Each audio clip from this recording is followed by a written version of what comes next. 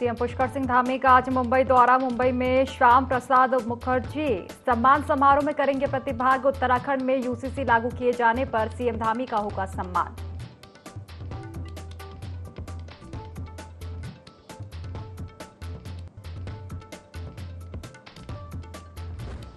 Monsoon के साथ ही आपदा से बचाव की तैयारियां तेज। अधिकारी कर्मचारियों की छुट्टियां होंगी रद्द। सभी जिला अधिकारियों को भी आपदा पूर्व उपचार कार्य पुख्ता करने के निर्देश।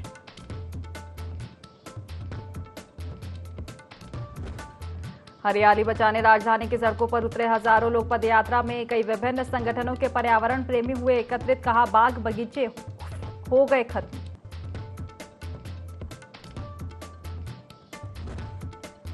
उत्तराखंड में गर्मी से मिलेगी राहत। बादल बौछार संग झोंकेदार हवा चलने के आसार। 24 जून के बाद भारी बारिश का अलर्ट।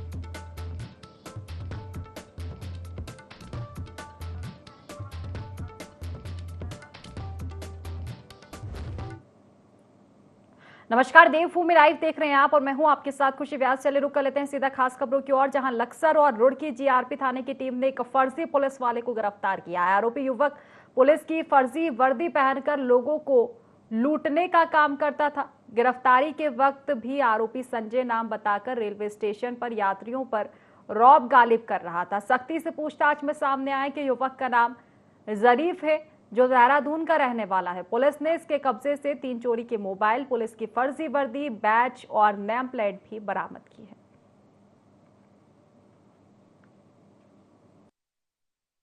सर, में एक सूचना मिली थी जिसमें कि एक मुखबिर द्वारा बताया गया था कि एक व्यक्ति जो है पुलिस की वर्दी पहन करके रेलवे स्टेशन के आसपास लोगों पर रौब गालिब करते हुए जो है उनसे नाजायज़ डिमांड कर रहा है। इसी संबंध में जो है एसओ जीआरपी द्वारा अपनी टीम गठित करते हुए इसके बारे में इंफॉर्मेशन कलेक्ट की गई। सीसीटीवी फुटेज वगैरह दिखाई दिए।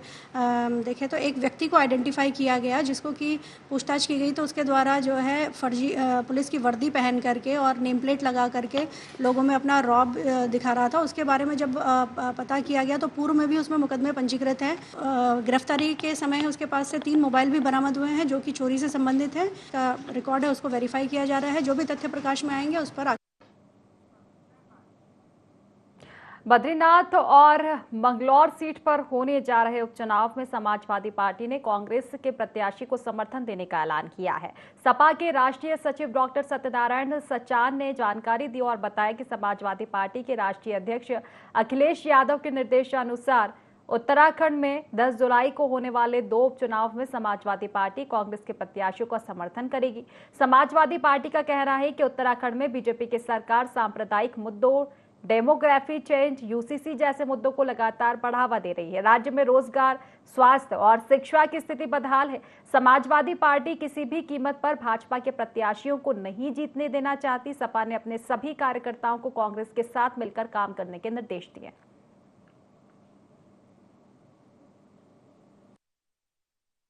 मुख्य रूप से जो यहाँ पर उत्तराखंड में 2 चुनाव हो रहे हैं, मंगलौर और बद्रीनाथ का, उसके बारे में माननीय राष्ट्रीय अध्यक्ष समाजवादी पार्टी के माननीय अखिलेश यादव जी के निर्देशानुसार समाजवादी पार्टी यहाँ पर इन दोनों सीटों पर कांग्रेस के प्रत्याशियों को समर्थन करेगी। और यहाँ पर सभी पदाधिकारियों को, हमारे जो प्रभारी हैं उत्तराखंड के मतीन अब्दुल लतीफ सिद्दीकी जी, उनको भी निर्देशित किया गया है कि मंगलौर जाकर के वो कैंडिडेट के लिए काम करें। और इसके साथ ही साथ जितने भी पदाधिकारी हैं वो विधानसभाओं में जाकर के वहाँ पर बद्रीनाथ में विपुल कैरोनी है हमारा वहाँ का जिलाध्यक्ष, उसको निर्देशित किया गया है कि पूरी तरीके से इन दोनों सीटों में इस बार कांग्रेस के प्रत्याशियों को विजय सुनिश्चित। लोहाघाट एनएच में सिंगदा के बागधारे के पास पिथौरागढ़ जा रही पिकअप अनियंत्रित होकर कार से जा टकराई। वहीं दुर्घटना में कार सवार घायल हो गए। घटना स्थल में मौजूद लोगों ने घायलों को वाहनों से बाहर निकाला और पुलिस को सूचना दी। सूचना पर पुलिस टीम को मौके पर पहुंची पुलिस और घायलों को इलाज के लिए अस्पताल भेजा। फिलहाल सभी की हालत खतरे से बाहर है।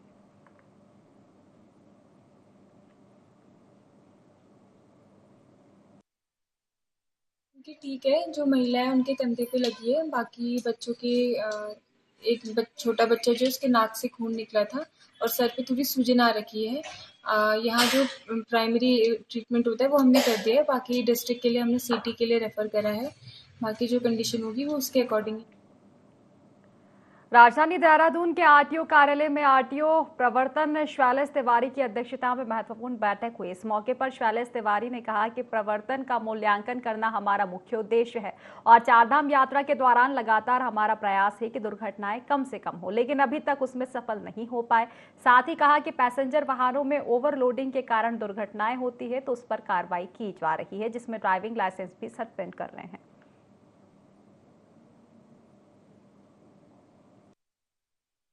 हमने एक बैठक ली थी पूरे संभाग के, इसमें इन्फोर्समेंट ऑफिसर्स थे परिवहन विभाग के। हमारा मेन पर्पस था कि जो इन्फोर्समेंट है वो कैसा चल रहा है उसका मूल्यांकन करना हमारा मेन पर्पस था। चारधाम यात्रा भी चल रही है, कई दुर्घटनाएं भी बीच में हुई हैं, तो इसको लेकर के भी परिवहन विभाग बहुत सजग है। हमारा पूरा प्रयास है कि दुर्घटना को एकदम कम से कम किया जाए और जीरो एक्सीडेंट की तरफ हम लोग बढ़ने के लिए मतलब हमारा प्रयास है। तो हमारा जो मेन पर्पस है कि ओवरलोडिंग, ओवर स्पीडिंग और जो सारे नियम कानून हैं, ग्रीन कार्ड, ट्रिप कार्ड होने चाहिए गाड़ियों में, लाइसेंस होना चाहिए। लाइसेंस अगर कमर्शियल व्हीकल है तो हिल इंडोर्स होना चाहिए। इन सब चीज़ों को लेकर के हमने कल बैठक ली थी और हमने कई गाइडलाइन। देश के महान क्रांतिकारी भारतीय जनसंघ के संस्थापक श्यामा प्रसाद मुखर्जी के पुण्यतिथि के मौके पर भाजपा प्रदेश कार्यालय में कार्यक्रम का आयोजन किया गया, जिसमें विधानसभा अध्यक्ष रितु खंडूरी, कैबिनेट विनोद सुयाल, मंत्री सौरभ बहुगुणा के साथ भाजपा के कई पदाधिकारी और कार्यकर्ता मौजूद रहे। भाजपा प्रदेश प्रवक्ता विनोद सुयाल ने कहा कि श्यामा प्रसाद मुखर्जी के बलिदान को याद किया जा रहा है। जिस तरह से उन्होंने अपने जीवन में कार्य किए, कार्यकर्ताओं को उससे प्रेरणा मिलती है।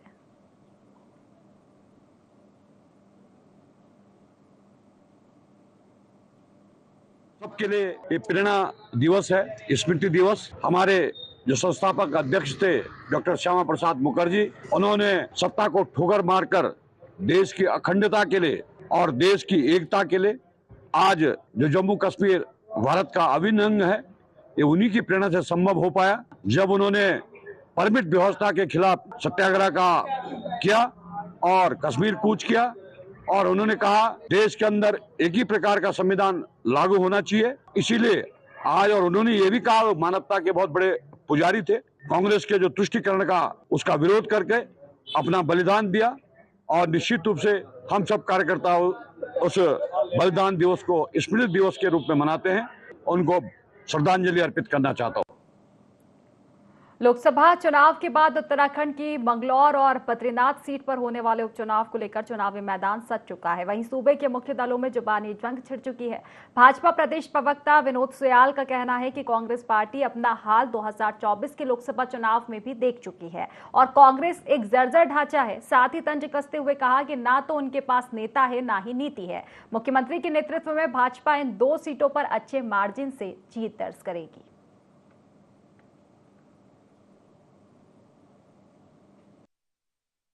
कांग्रेस पार्टी अपना हर्ष इस लोकसभा चुनाव में भी देख चुकी है और लगातार 2014 में भी देख चुकी है, 2019 में भी देख चुकी है, 2012 में भी देख चुकी है, 2017 में भी देख चुकी है, 2022 में भी देख चुकी है। कांग्रेस के पास कांग्रेस एक जर्जर ढांचा है उत्तराखंड राज्य के अंदर, जिसके पास न नेता है, न नीति है, न नीयत साफ है उनकी। इसे निश्चित रूप से हमारे युवा मुख्यमंत्री पुष्कर सिंह धामी जी के नेतृत्व में जिस तरह से भारतीय जनता पार्टी उत्तराखंड राज्य के सर्वांगीण विकास के लिए काम कर रही है, निश्चित रूप से दोनों उपचुनाव हम जीतेंगे और बहुत शानदार तरीके से इन दोनों चुनाव को हम जीतने जा रहे हैं। आम और लीची जैसे गर्मी के फलों की पैकेजिंग के लिए जिला उद्यान विभाग किसानों को पेटियां उपलब्ध कराने की तैयारी में जुट गया है। इसको लेकर देहरादून के मुख्य उद्यान अधिकारी MP शाही ने कहा कि हमारे क्षेत्रीय निरीक्षकों ने किसानों से पेटियों की आवश्यकता अनुसार ऑर्डर ले लिया है। इसके आधार पर पेटियों की पंजीकृत फर्म से वार्ता होने के बाद कम से कम मूल्य पर मोबाइल उद्यान सशक्ति केंद्रों पर उपलब्ध करा दी गई है।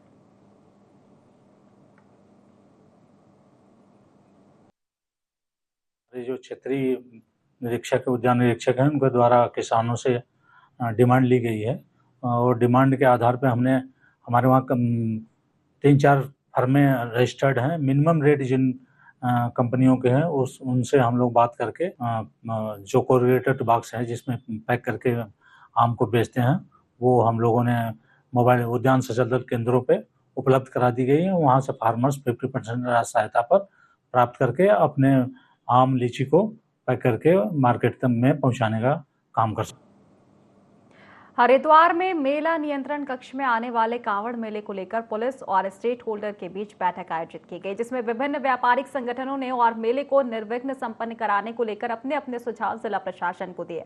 हरिद्वार के एसएसपी प्रमेंद्र डोभाल ने बताया कि कांवड़ मेले से पहले अतिक्रमण हटाओ अभियान के साथ साथ वेरिफिकेशन अभियान भी चलाया जाएगा।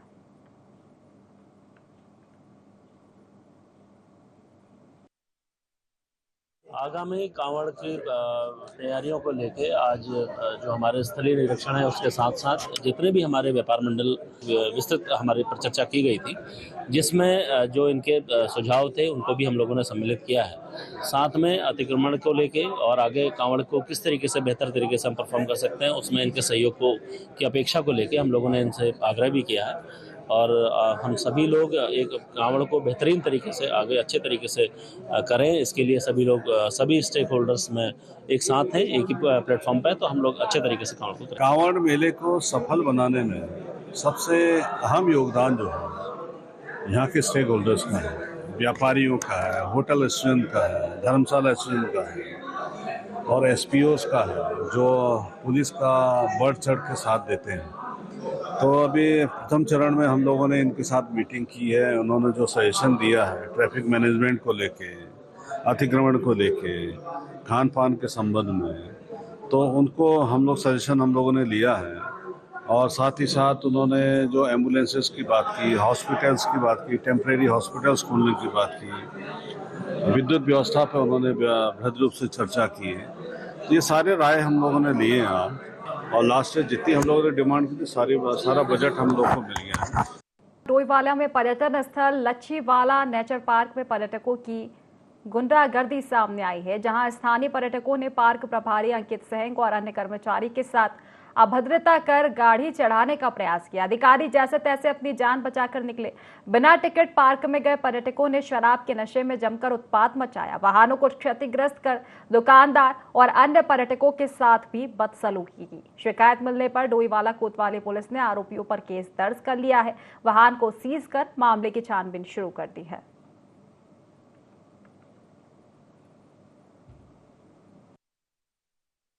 मेरे संज्ञान में जो मामला है, यहाँ से एक थार गाड़ी है 3333 नंबर है उसका, जो कि यहाँ पे हमारे कर्मचारियों द्वारा रोकी गई, पर वो रुकी नहीं है। उसके बाद यहाँ से अंदर गई तो हमने अंदर सूचना दी कि इस गाड़ी को रोको और उसको बाहर भेजा जाए। तब उन्होंने कहीं गाड़ी को साइड लगा के ड्रिंक की है और उसके बाद वहाँ पे पर्यटकों के साथ में गाली गलौच और ये चीज़ उन्होंने वहाँ पे किया। तब उसके बाद मेरे संज्ञान में जब मामला आया तो मैं यहाँ से गया, मैंने गाड़ी को रोकने का प्रयास किया। उन्होंने तेज़ी से गाड़ी को चला के इतनी तेज़ी से आए कि मैं खुद बचा वहाँ पे एकदम एक हो गए और एक गाड़ी को टक्कर भी मारी है। बाकी उसके बाद हमने बाहर फ़ोन करके गेट बंद कराया। तब उसके बाद थाने में जाके हमने तहरीर दर्ज की है और उस पर अभी कार्रवाई की जा रही है। कि हमारे ट्यूब किसी से उन्होंने छीनी थी, तो हमारे लड़के ट्यूब लेने गए थे उनके पास, तो उन्होंने हमारे लड़कों के साथ बदतमीजी करी थी कि ट्यूब हम नहीं देंगे, तुम्हें जिसको बुलाना है बुला लो बोल करके। तो हम यहाँ पर ट्यूब दे रहे थे, तो वो लड़के हमारे पास आए, तो हम गए थे वहाँ पर, मैं गया था। तो मैंने उनसे कही कि वो लड़के जो ट्यूब है वो किसी और की तुम दे दो। तो वो मतलब उन्होंने हमसे बातचीत करी कि नहीं हम नहीं देंगे। तो हमने बोला दे दो, हम लोकल के ये बोलते हमने बात करी। तो उसके पापा ने मेरे साथ धक्का मुक्की करी थी। तो वही चीज़ लेकर के उनके पापा जब हम पे आए तो उन्होंने मेरे पे धक्का मुक्की करी। उनकी एक तो पहली बात तो वो गाड़ी बिल्कुल ना छूटे, क्योंकि वो गाड़ी की वजह से ही हमने बोला भी गाड़ी मत चलाओ, आराम से चलाओ, बहुत है। हमने फिर भी स्टाफ है बोल के हमने उन्हें कुछ नहीं कहा, वो फिर भी बदतमीजी करे। तो हम चाहते भैया कार्रवाई तो उन पर होनी चाहिए। रामनगर के नैनीताल के प्राथमिक सरकारी स्कूल पर माफियाओं का अतिक्रमण चल रहा है। अतिक्रमण करने वाले लोगों ने वन भूमि पर पेड़ों का कटाई का काम शुरू कर रखा है। वहीं सरकारी स्कूल में वन माफिया ने कब्जा कर रखा है। इधर शिक्षा का सत्र भी शुरू हो गया है, लेकिन स्कूल में छात्रों की पढ़ाई का कोई ठोर ठिकाना नजर नहीं आ रहा है। इतना ही नहीं, माफिया के आगे शिक्षा विभाग के अधिकारी भी नतमस्तक हैं। वहीं डीएफओ प्रकाश चंद्र आर्य ने एक्शन लिया और शिक्षा विभाग को नोटिस देने की तैयारी की जा रही है। डीएफओ प्रकाश चंद्र आर्य का कहना है कि मेरे संज्ञान में जैसे ही मामला आया, मैंने पूरे मामले की जांच के आदेश दे दिए हैं।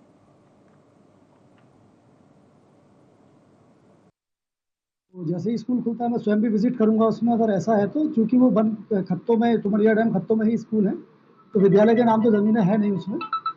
तो इसमें जांच करने के उपरांत ही मैं कुछ कहने की स्थिति में हूँगा क्या है वास्तव। आप सिर्फ मुझे अभी बता रहे हैं, ना ही मेरे प्रधानाध्यापक ने कोई शिकायत की है इस टाइप की।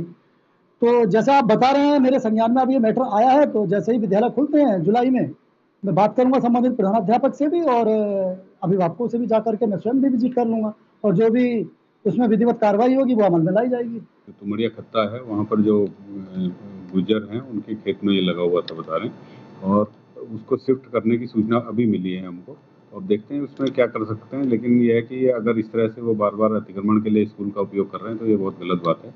इस पर जो है कड़ी कार्रवाई की जाएगी। देश में तीसरी बार एनडीए गठबंधन की सरकार बनी है, लेकिन जब से एनडीए गठबंधन की सरकार बनी है तब से ही लगातार एनडीए गठबंधन सरकार को घेरने का काम कर रहा है। कांग्रेस के बड़े नेता कई बार कह चुके हैं कि एनडीए गठबंधन की सरकार के हालात ठीक नहीं है। इसको लेकर उत्तराखंड कांग्रेस के प्रदेश अध्यक्ष करण महारा ने भी कहा कि भाजपा के पास जिस तरीके से पिछली बार 303 का आंकड़ा था वह इस बार नहीं है। ऐसे में इस बार यह जो सरकार है वैसाखी की सरकार है, जिसमें इनकी गठबंधन के नेता लगातार डिमांड कर रहे हैं। तो इन तमाम चीजों को देखकर लगता है कि एनडीए सरकार के हालात ठीक नहीं है।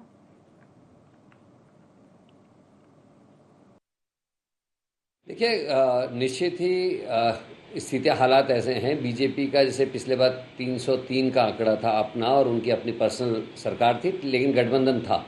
लेकिन इस बार बीजेपी दूसरों की बैसाखी पे है, और बैसाखी ऐसी है कि जिसमें जो सहयोगी हैं वो डिमांड कर रहे हैं। वो लोकसभा के स्पीकर का पद मांगते हैं, वो होम मिनिस्ट्री मांगते हैं, अन्य चीज़ें मांगते हैं। तो पहले दिन से ही बर्तन खटक रहे हैं। और इंडिया गठबंधन ने अपना लोकसभा में अध्यक्ष के उम्मीदवार उतारने का जो मन बनाया है, वो इस बात का संकेत है कि कहीं ना कहीं हालात एनडीए गवर्नमेंट के लिए ठीक। खटीमा नगर पालिका क्षेत्र के उम्रखुर्द और अमाऊ के बीच नाले के किनारे निर्माण कार्य विवाद का विषय बन चुका है। ग्रामीणों का कहना है कि आरिफ नाम का व्यक्ति नाले में अवैध निर्माण कर रहा है।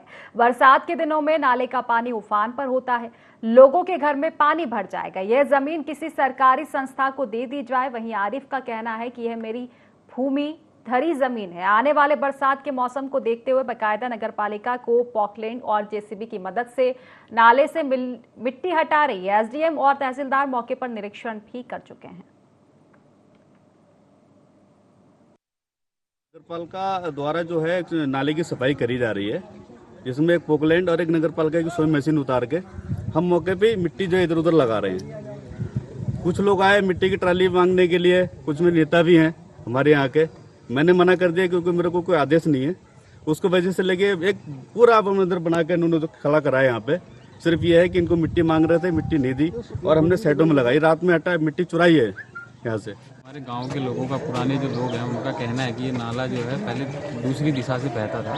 अभी कुछ लोगों ने इसमें अतिक्रमण करके इस नाले की जो है को थोड़ा आगे बढ़ा दिया है और उस पर कब्जा किया हुआ है। तो अभी मौके पर पटवारी जी लोग आए हुए हैं। अभी नक्शा वक्शा देखेंगे और नक्शा देख के पता करेंगे कि नाला एक्चुअल में कहाँ पर है। इसमें कुछ लोगों द्वारा एक व्यक्ति द्वारा बनाए गए निर्माण पे आपत्ति व्यक्त की जा रही है। तो वास्तव में ये दो पटवारी क्षेत्रों की सीमा वाला एरिया है, तो उसके लिए पटवारी की टीम गठित कर दी है। 4 दिन उनको जांच रिपोर्ट देने के लिए कहा गया है। उसके बाद ये स्थिति स्पष्ट हो पाएगी। नैनीताल जिलाधिकारी वंदना सिंह ने अधिकारियों के साथ लाल कुआं विधानसभा का स्थलीय निरीक्षण किया। इस दौरान उन्होंने सर्वप्रथम मोतीनगर में राष्ट्रीय राजमार्ग के किनारे एनएच द्वारा बनाए जा रहे 8 कक्षों को 1 महीने के भीतर पूरा करने के साथ ही प्रधानाचार्य को 4 अतिरिक्त कक्ष का प्रस्ताव बनाने के निर्देश दिए। डीएम देवरामपुर स्थित गौला नदी तट पर पहुंची, जहां उन्होंने गोला नदी से होने वाले भूकटाव और तटबंधों का स्थलीय निरीक्षण किया। डीएम ने वन विभाग से उनके क्षेत्र में सुरक्षा दीवार बनाए जाने की जानकारी ली। सिंचाई विभाग ने बताया कि ग्रामीण इलाके की तरफ स्थायी सुरक्षा के लिए 8 करोड़ की परियोजना का आंकलन तैयार किया गया है। डीएम ने पूरे क्षेत्र में सुरक्षात्मक दीवार और तटबंध बनाए जाने की योजना की स्वीकृत होते ही जल्द कार्य शुरू करने के निर्देश दिए।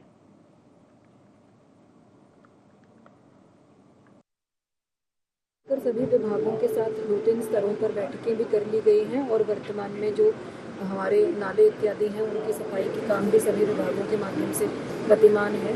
जहां आपदा के दृष्टिगत चैनलाइजेशन के काम कराए जाने हैं वो भी लगातार चल रहे हैं, हल्द्वानी में भी और अन्य क्षेत्रों में भी। इसके अलावा जो संवेदनशील सड़क मार्ग हैं उनमें सभी जो स्थल हैं जो जहाँ पर खतरा होता है लैंडस्लाइड का, उनका चिन्हीकरण करके वहाँ जेसीबी मशीनें तैनात करी जा रही हैं। आपदा कंट्रोल रूम जो है उसको एक्टिवेट किया गया है और अन्य जो विभागीय गतिविधियाँ हैं वो भी सभी विभाग अपना अलर्ट मोड पर रहेंगे और उसकी तैयारी करेंगे। जो रिस्पॉन्स टाइम है उसको कम से कम करा जा सके, इसके प्रयास। नीट और नेट परीक्षा में धांधली को लेकर कांग्रेस लगातार केंद्र सरकार पर हमलावर है। खटीमा में विधायक भुवन चंद्र कापड़ी के नेतृत्व में कांग्रेस कार्यकर्ताओं ने धरने पर बैठकर केंद्र में बीजेपी की सरकार के खिलाफ जमकर नारेबाजी की और पुतला फूंका। साथ ही पेपर लीक के शिकार छात्रों को न्याय दिलाए जाने की भी मांग की।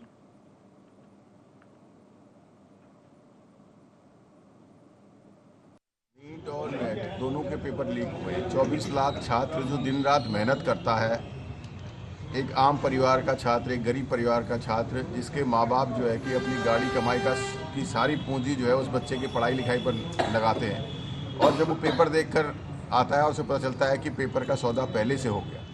आपने देखा होगा कि एक ही कोचिंग सेंटर के बच्चों ने पूरे 100% मार्क्स लाए हैं, 6-7 बच्चे, और धांधली हुई है, साफ साफ स्पष्ट हो रहा है। और इकरारनामा भी एक छात्र ने कर दिया कि उसे घर बुला लिया गया, कहा कि व्यवस्था हो गई।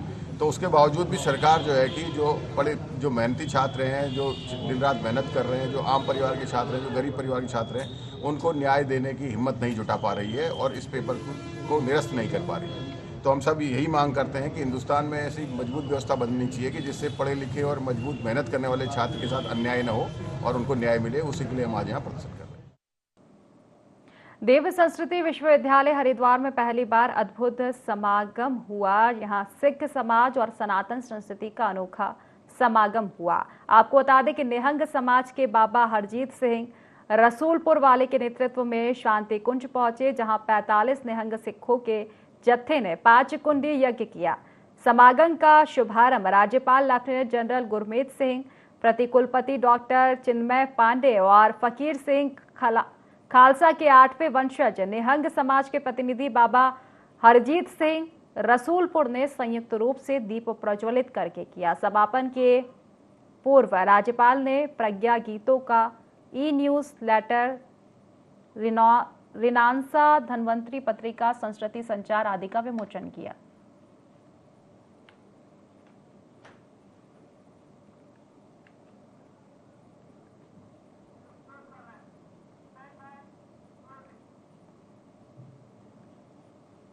तो फिलहाल इस बुलेटिन में बस इतना ही। आप बने रहिए IND24 के साथ। नमस्कार।